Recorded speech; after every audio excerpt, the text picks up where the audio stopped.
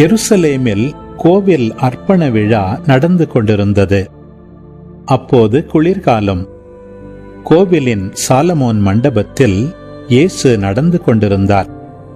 யூதர்கள் அவரை சூழ்ந்து கொண்டு, இன்னும் எவ்வளவு காலம் நாங்கள் காத்திருக்க வேண்டும்?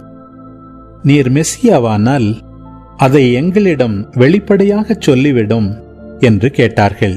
இயேசு மறுமொழியாக, நான் உங்களிடம் சொன்னேன், நீங்கள்தான் நம்பவில்லை. என் தந்தையின் பெயரால் நான் செய்யும் செயல்களே எனக்கு சான்றாக அமைகின்றன.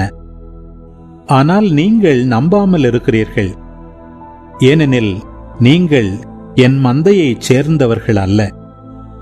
என் ஆடுகள் எனது குரலுக்கு செவிசாய்க்கின்றன.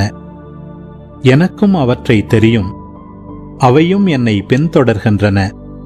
நான் அவற்றிற்கு நிலை வாழ்வை அளிக்கிறேன். அவை என்றுமே அழியா. அவற்றை எனது கையிலிருந்து யாரும் பறித்துக் கொள்ள மாட்டார். அவற்றை எனக்கு அளித்த என் தந்தை அனைவரையும் விட பெரியவர். அவற்றை என் தந்தையின் கையிலிருந்து யாரும் பறித்துக் கொள்ள இயலாது. நானும் தந்தையும் ஒன்றாயிருக்கிறோம் என்றார்.